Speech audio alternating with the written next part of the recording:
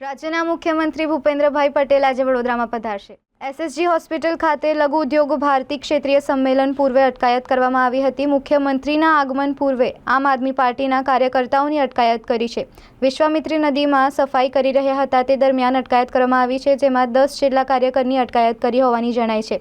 7 કાર્યકર્તાઓને ફતેગંજ પોલીસ મથક અને 3 કાર્યકર્તાઓને નવાપુરા પોલીસ મથકમાં લઈ જવામાં આવ્યા છે। आगे करती है जब भाजप करती है पुलिस को आगे करती है।